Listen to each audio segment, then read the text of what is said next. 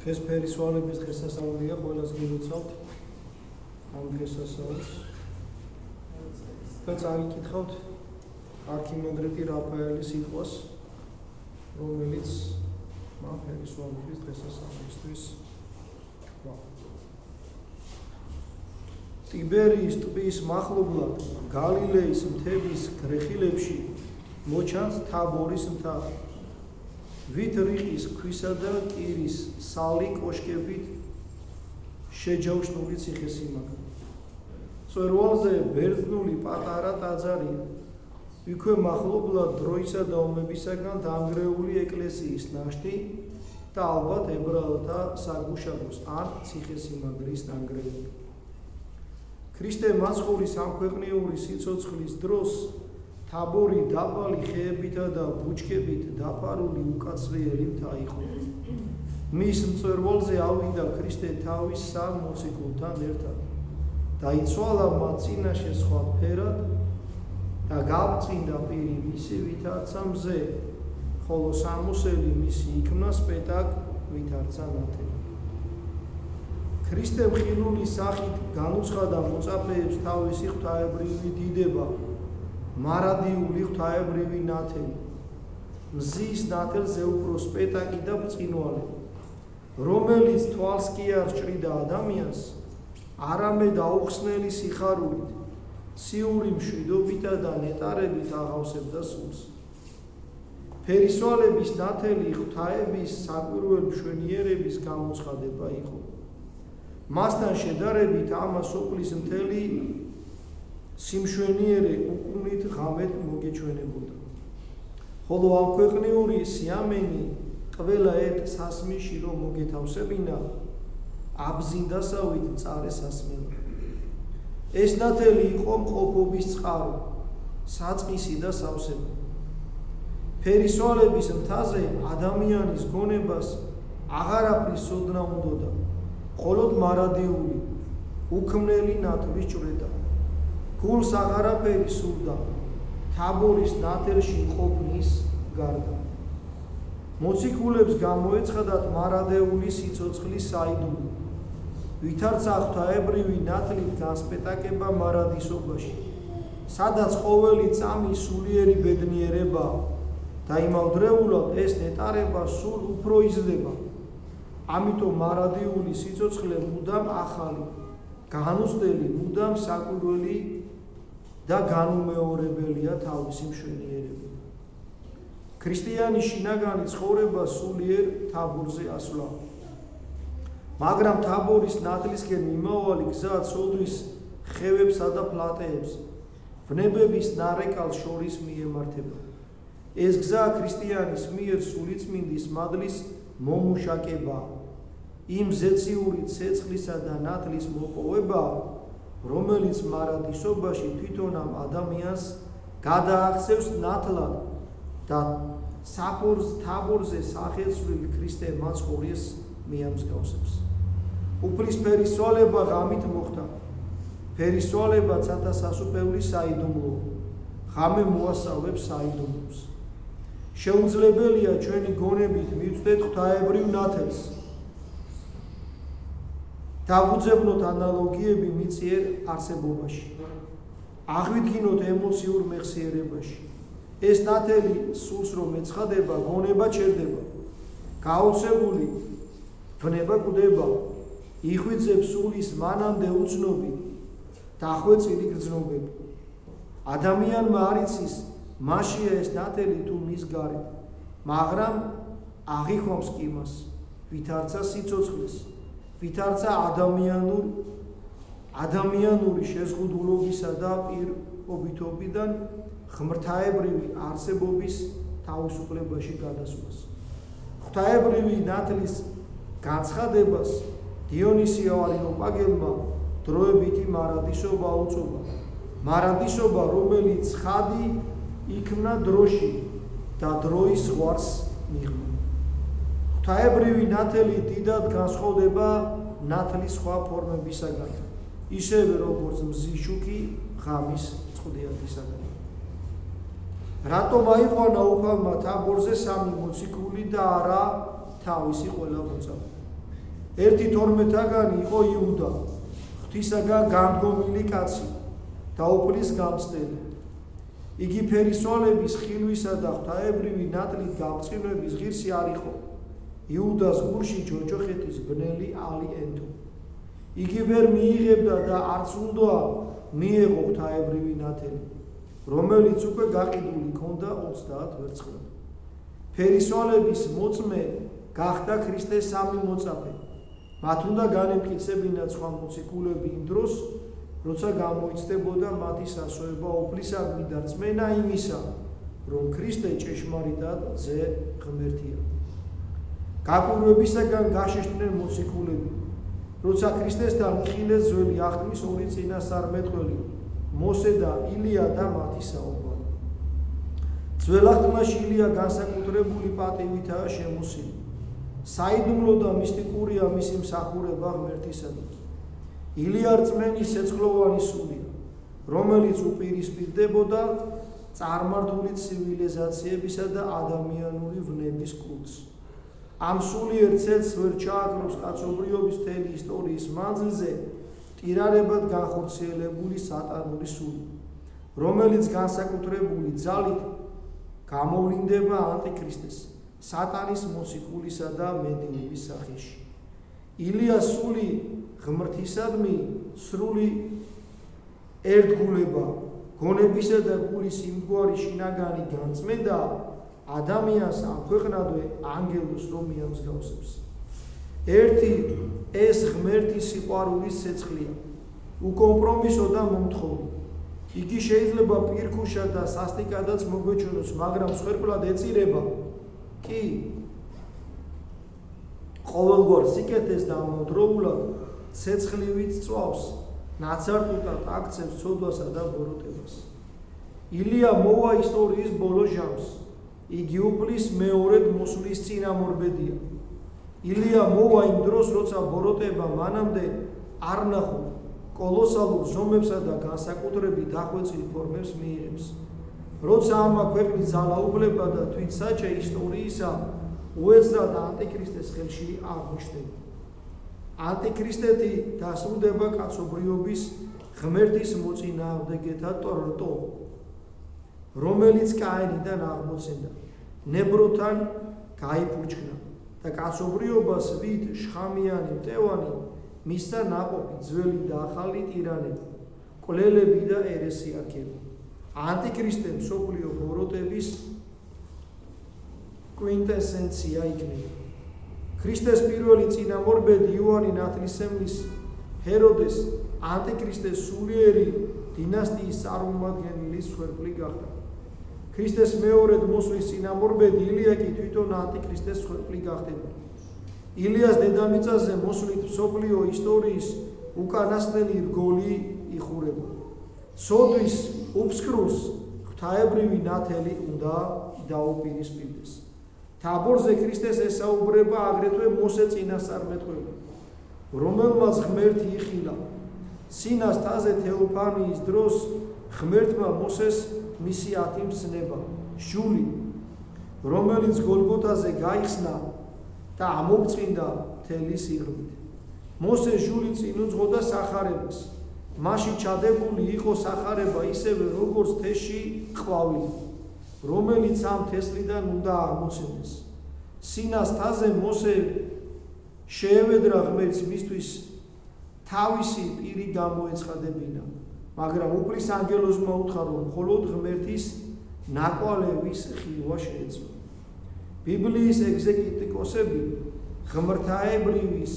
ღმრთაების აჩრდილსა და თვით ნაპერწალს უწოდებენ ხილულ სამყაროს, რომელიც ისევე როგორც დაწერილი ჟული ღმერთის ჭვრეტასა და შემეცნებას გვასწავლის.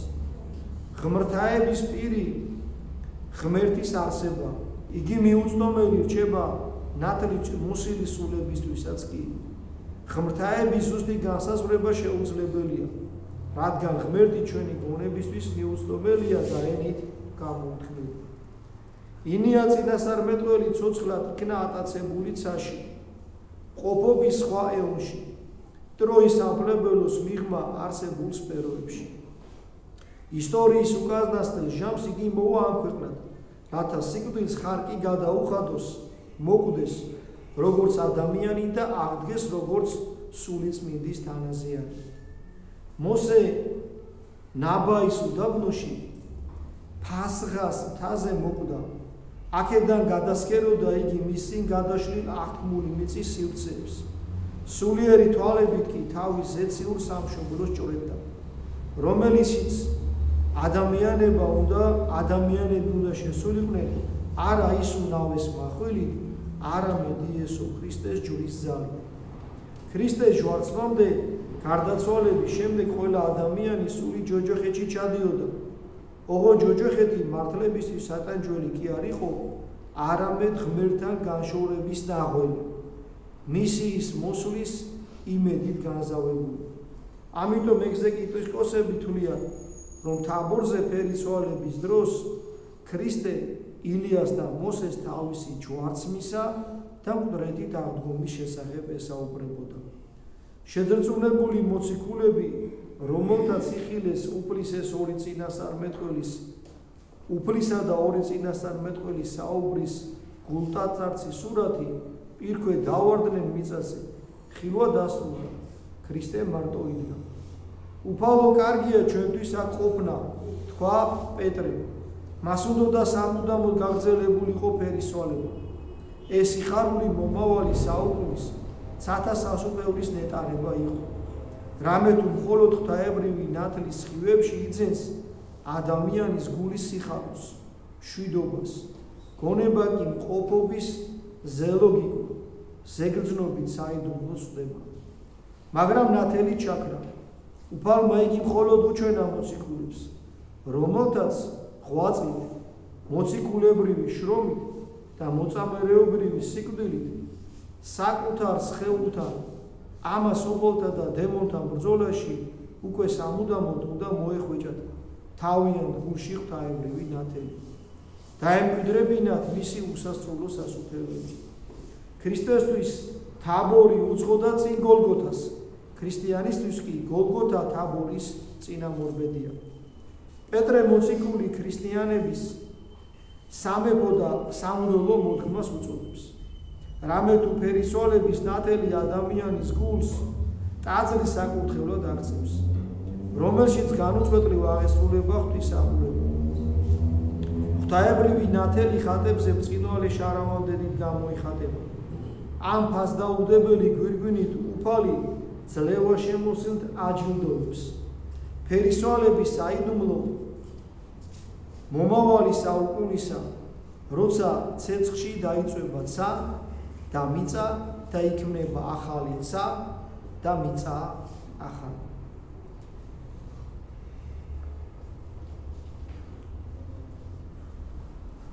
თაბორზე უფალმა ღვთაებრივი ნათელი გამოუცხადა მოციქულებს. მე-14 საუკუნეში პალამიტებსა და ანტიპალამიტებს პოლემიკის დროს ათონელმა ბერებმა კონსტანტინოპოლში გაგზავნეს ოფიციალური წერილი, რომლითაც წმინდა მამათა გადმოცემებისა და ათონის მისტიკური გამოცდილების საფუძველზე ირწმუნებოდნენ, რომ თაბორის ნათელი არის ღმრთის მარადიული უქმნელი ენერგია. ღვთაებრივ ვარს განეკუთვნება პიროვნების ცნება, ამიტომაც უწოდებთ არს ღმერთს, ხოლო ღვთაებრივი ზემიწიერ ნათელს ღვთაებრივ ძალასა და მოქმედებას. ქრისტემ თაბორზე ფერი რომ იცვალა, გამოაცხადა თავისი ღვთაებრიობა, მაგრამ არა თვითონ ღმერთი, მისი არსი. ათონელი ბერები თავიანთ წერილში წერდნენ, რომ არსებობს სამი სახის ნათელი. პირველი გრძნობადი ნათელი, რომლითაც ადამიანი აღიქვავს ფერებს, ხაზებს, ნაკვთებს, ანუ ხილულ სამყაროს და რეალიებს. ეს ნათელი ხელმისაწვდომია არა მხოლოდ ადამიანებისათვის, არამედ სხვა უფრო ნაკლებად განვითარებული არსებებისათვის. ღირსმა ანტონი დიდმა ცნობილ კატექიზატორს, რომელიც ბავშვობიდან ბრმა იყო, უთხრა: ნუ დამწუხდები თვალის ჩინი რომ არ გაქვს, სანაცვლოდ გულის თვალი გაქვს და ამ თვალებით ანგელოზებს ჭორეთ. მეორე ინტელექტის გონების ჩვენი აზრების და წარმოდგენის ნათელი, რომელიც განსაკუთრებით ინტენსივობას აღწევს ფილოსოფოსებთან, სწავლულებთან, მხატვრებთან, პოეტებთან. ეს არის ლოგიკური მსჯელობისა და შემოქმედებითი ფანტაზიის ნათელი, შვინუიერი, შექმნილი ნათელი, რომლისთვისაც მიუწვდომელია მარადისობის რეალობები. მესამე საღვთო გამოცხადების სულის თაბორის ნათელი, ასკეტებისა და მოღვაწეობის ნათელი, რომლის სუფევაში შეღწევა შეუძლებელია ლოგიზაციისა და განხურვებული წარმოსახვის საშუალებით. იგი ცხადდება ადამიანის წინაშე ვითარცა ახალი სიცოცხლე, ვითარცა სულის მზერა, ღმერთის ჭვრეტა და ღმერთთან კავშირი. სული მას აღიქვამს როგორც მყოფობის სავსებას, გნოსისის სავსებას და ბედნიერების სავსებას. ინტელექტური ნათელი ათენის ნათელია, ხოლო სულიერი თებაიდის, ათონის და გარეჯის. ეს ნათელი ეფინებოდათ მოწამეებს, განსაკუთრებულ ძალას არიჭევდა მქადაგებელთა სიტყვებს. ერთადერთი განძი იყო იმათვის, ვინც თვითნებურად იკლებდა ყველაფერს ქრისტეს სარწმუნოებისათვის. ამ ნათლით განსპეტაკებულნი მეფეებზე მდიდრება და ძლიერება გრძნობდნენ თავს. იგი აღმოუწყინდება სულს ეკლესიის საიდუმლოებებში, ლოცვებსა და ასკეთში. იგი იღვრება სასაუთმოქმედი ხატებიდან და წმინდათა ნაწილებიდან. ეს უხსნელი ნათელი გამოშვის მართლმადიდებლურ დოგმატებსა და ეკლესიის მისტიკაში. სოფელმა არ იცის სულიერი ნათელი. მისთვის უმაღლესი ღირებულება ინტელექტის ნათელია. ამიტომაც ცდილობს გონებრივი, ინტელექტური, ფიზიკური წარმოდგენებით იმზეროს ციურზე, სულიერზე. ამიზეზით ჩნდება ერესები და სექტები. სრულ მისტიკა, რეფორმატორობა ეკლესიაში, ეკლესიის ტრადიციების უგულებელს ყოფა და სულიერი ნათლის ინტელექტურით შეცვლის სურვილი. საკუთარი გონების აღიარება კრიტერიუმი. პალამიდელთა კამათების შედეგად გამოვლინდა კიდევ ერთი განსხვავება, განყოფა აღმოსავლეთ ეკლესიასა და რომს შორის. იგი ასკეტიკისა და მისტიკის სფეროს ეხება. კათოლიკური ღვთისმეტყველებისათვის არ არის განსაზღვრა ღმერთის არსებასა და მის ენერგიებს მოქმედებებს შორის. ხოლო თაბორის ნათელი მოიაზრება არა ღმრთაებისა და მარადისობის საიდუმლოს გამოცხადებად, არამედ დროებით შექმნილ ნათლად, ქრისტეს ძალის ილუმინაციურ დემონსტრირებას. ამიტომ დასავლეთის ეკლესიამ დაკარგა რა სწავლება სულიერი ნათლის შესახებ, აღმოსავლეთის ეკლესიასთან კავშირის გაწყვეტის შემდეგ ყდომა დაიწყო ჯერ სქოლასტიკის რაციონალიზმში, ხოლო შემდეგ რენესანსის ნატურალიზმში. თაბორის ნათელი აღმოსავლეთის ეკლესიაშია დაცული. მართლმადიდებლობა არის არა მარტო მართლმადიდებლური დოგმატები, არამედ ეკლესიის მთელი ცხოვრება, ერთიანი და განუყოფელი, მისი მისტიკა, წესები, საგალობლები, მისი გადმოცემა შინაგანი ლოცვის შესახებ, მისი ბრწყინვალე პატრისტიკა. მართლმადიდებელი ეკლესია თაბორის ნათლის საცავია და მხოლოდ ამ ნათელთან შერწყმისას ხელისუფება სულს ფერისვალება. სულიერ თაბორზე ასვლა და მისტიკური აღდგომა კუდრების საყოველთაო აღდგომამდე. ამინ. ეს სიტყვა ახლა ძალიან კარგად წარმოაჩენს ფერისვალების დღესასწაულს. ცოტა რთული მოსასმენია, რადგანაც იმ ხალხისთვისაც თქმული, რომელთაც მხოლოდ მეორე ინტელექტურის ნათელია. რომ მიხვდნენ ეკლესიაში არის უფრო დიდი ნათელი, ეს არის სულიერი ნათელი, თაბორის ნათელი. აი ამიტომ ახლაც როცა ვლაპარაკობთ ეკლესიის შვილები იმ ადამიანებთან ეს ეკლესიაში არ არიან, რომ ერთმანეთს ვერ უგებთ. ჩვენ გვესმის ისინი რასაც ვერ იგებენ.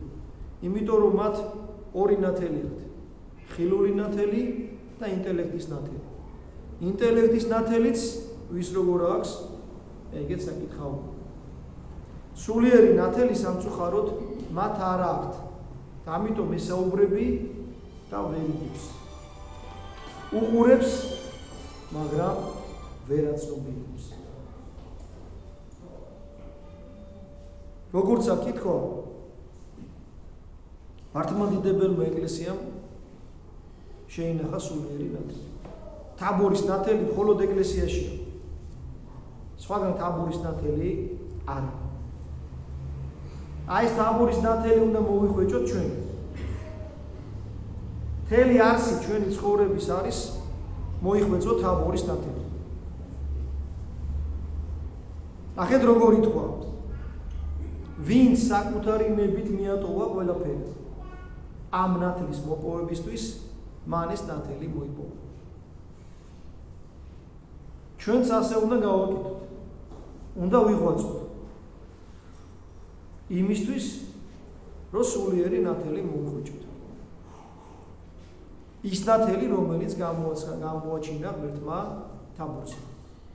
თან ნახეთ რა კარგად ითქვა, ქრისტესთვის ჯერ იყო თაბორის ნათელის გამოვლინება და მერე ჯვარცმა, მერე გოლგოთა.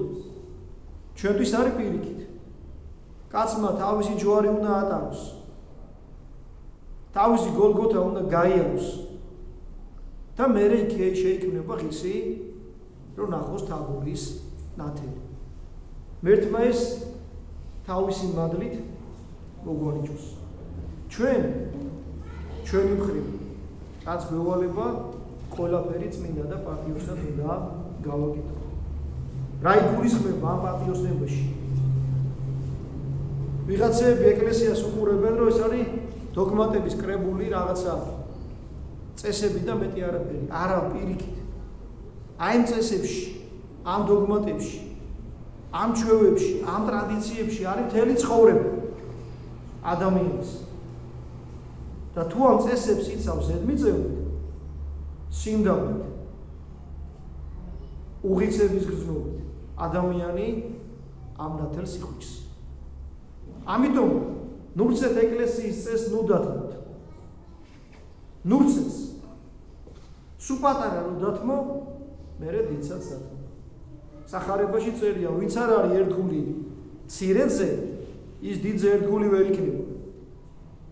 თუ ვერ ისწავლე ქრისტესთვის როგორ უნდა ჩაიცვა, დასაცმელი. სხვა რამეს ვერ ისწავლე. თუ ვერ ისწავლე ქრისტიანი მეუღლეს როგორ უნდა დაელაპარაკო, სხვა რამეს ვერ ისწავლე. თუ ვერ შეძელი ქრისტიანმა შვილებს გააგებინო რა არის ღმერთი, ვერ სხვას ვერ გააგებინო.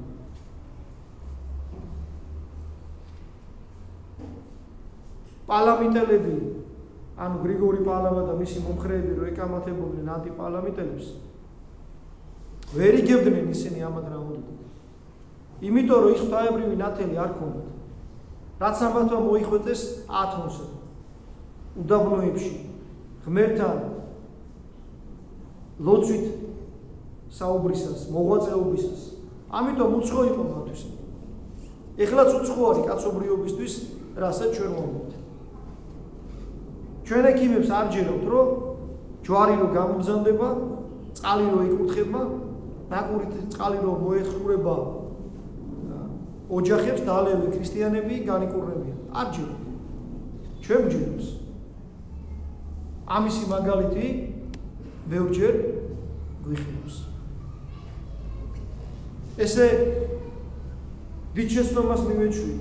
ექიმები გამოიკვლევენ ადამიანს, დაუსვამენ ძალიან მძიმე დიაგნოზს, შემდეგ ადამიანი იწყებს ეკლესიურ ცხოვრებას და ექიმები ეუბნებიან, რომ ჩვენ დიაგნოზი შეგვეშალა. დიაგნოზი კი არ შეეშალათ. სასწაული არ აღიარებენ ისინი ეგეთ კურნებებს და იმიტომ ამბობენ, რომ ჩვენ დიაგნოზი შეგვეშალა. ჩვენ ვაღიარებთ. ჩვენ გვჯერებს, რომ კაცი რწმენით ნაკურ წყალს დალევს, განიკურნება. რწმენით რომ მიახლება და თაყვანის მხატს, განიკურნება. წმინდა ნაწილებთან რომ მოიყრის მუხს, მიემთხვევა წმინდათა ნაწილებს, განიკურნება. ჩვენ ეს ვჯერავს. აი მაქედან მოდის სულიერი თაბორის ნათელი. ხატებიდან გადმოდის. რასაც კაცობრიობა ვერ ხედავს. აკმუდის წყლიდან, ჯვარზე მხევიდან გადმოდის. და მე არ მესმის იმ მგლების, რომლებიც პანდემიის გამო ჯვარს აღარ ამთხოვენ თავიანთ პრებს. აკლებენ ღვთაებრივი ნათელთან მიახლებას.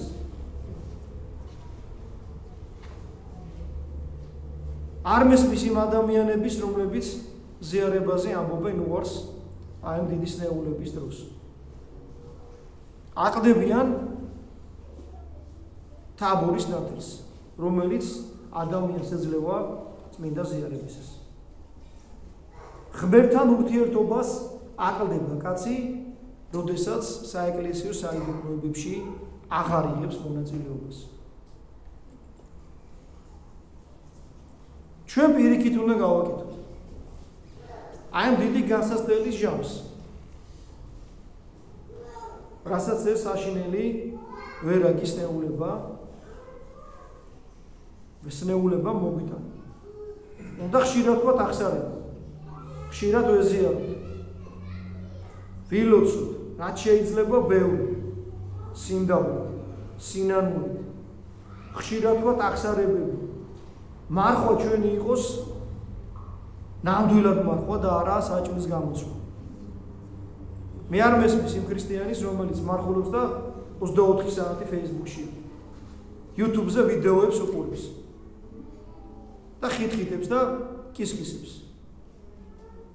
მარხვა ხორციელთან ერთად არის სულიერი. ამიტომ ეს ყველაფერი უნდა ზუსტად ისე გავაკეთოთ, როგორც ჩვენმა მამებმა გადმოგვცეს. ყოველ დილით თუ კი აქვს ქრისტიანს საშუალება, აი ესეთი სნეულების ჟამს და ვერეზიარება უნდა დალიოს ნაკურთხი წყალი და აყოლოს ეპისკოელი. საღამოზე ძილისი თუ აქვს საშუალება, ნაკურთხი ზეთი, იცხო ზეთი და დაიძინოს. და ღმერთს ევედრებოდეს, რომ ეს განსასწრელი მალე დამთავრდეს. რომ ადამიანებმა გადარჩენა მოახერხა. აქ ითქვა ილია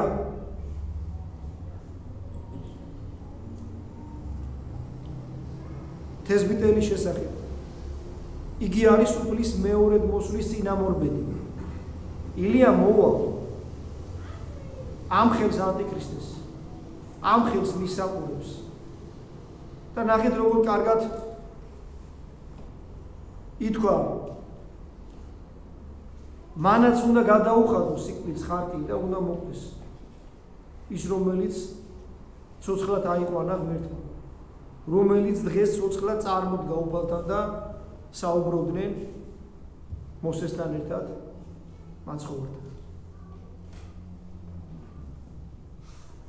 და სულიწმინდით უნდა დაიბადოს. ჩვენ სულიწმინდის მოხვეჭისთვის უნდა ვიცხოვროთ. მთელი ჩვენი ცხოვრება ეს უნდა იყოს და სხვა ყველაფერი უნდა იყოს მეორადი. ახეთ პეტრე რასეუნება უფალს თაბორზე, აქ ვიყო თუ უფალო, არც აღარ წავედით.